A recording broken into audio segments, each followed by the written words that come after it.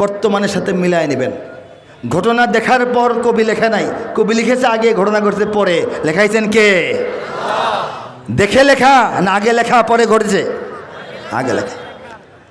ইমানের সৈনিকেরা ভয় পেও না, রাত্রি আধার হচ্ছে বলে।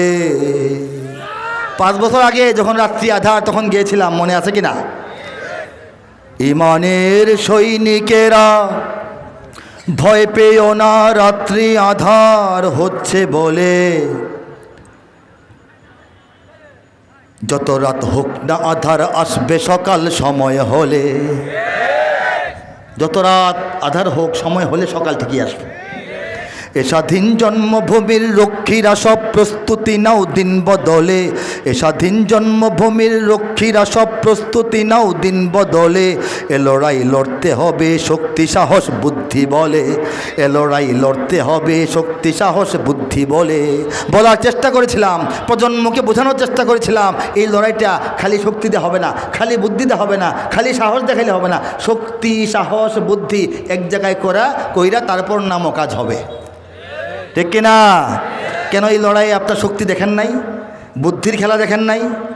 কৌশল না থাকলে কি এই লড়াই সফল হওয়া যায়? তো বলেন।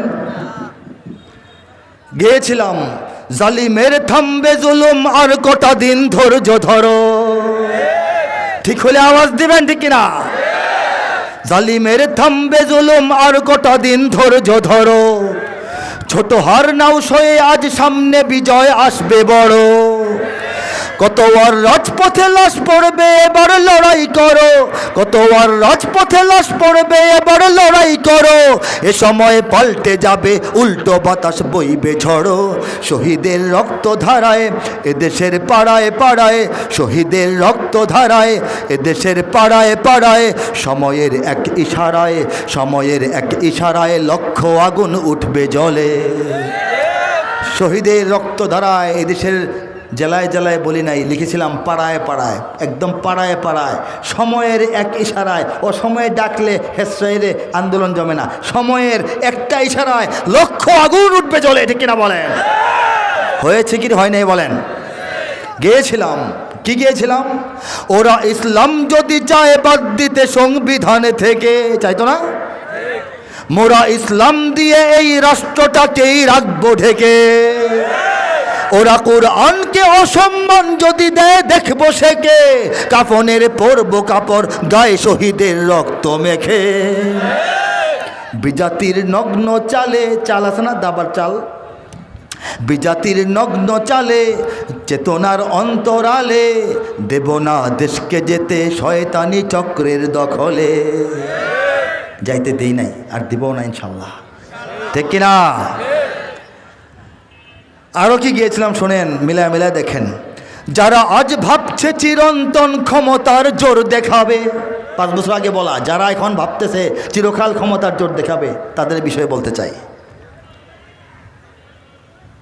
যারা আজ ভাবছে চিরন্তন ক্ষমতার জোর দেখাবে, অচিরেই খুব দ্রুত, দেরি নাই, শুদ্ধ শিকড় সহ অচিরেই শুদ্ধ শিকড় তখ্ত তাদের উপরে যাবে।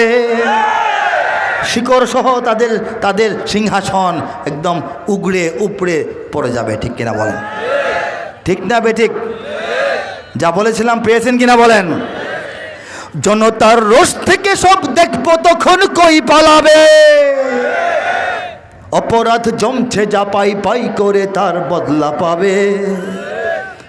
মুমিনের এই মাটিতে ইমানের এই ঘাটিতে, মুমিনের এই মাটিতে ইমানের এই ঘাটিতে।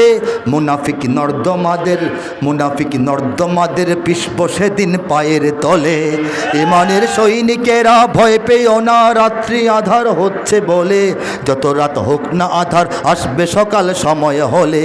যত রাত হোক না আধার আসবে সকাল সময় হলে। ঠিক না? তো এই বাংলাদেশের এই যে আমি যে ব্যাখ্যা দিলাম, বিশ্লেষণ দিলাম, আল্লাহ যে আমাদেরকে ভালোবাসেন, আমাদেরকে যে আল্লাহ পাক বিজয়ী শক্তি হিসেবে এখনও রেখেছেন। আমাদের দুশ্মনদেরকে, আমাদের কোনো ক্ষমতা ছিল না, কিছুই ছিল না, কিন্তু আমাদেরকে আল্লাহ পাক দয়া করে আমাদেরকে টিকিয়ে রাখেন, দুশ্মনকে বিলীন করে দেন। কথাগুলি ঠিক আছে না? আমাদের কিছু দায়িত্ব আছে না? সেই দায়িত্ব সম্পর্কে একটু পরে বলবো। এই মুহূর্তে 3 থেকে 4 মিনিট একটা বিষয়ে বলবো।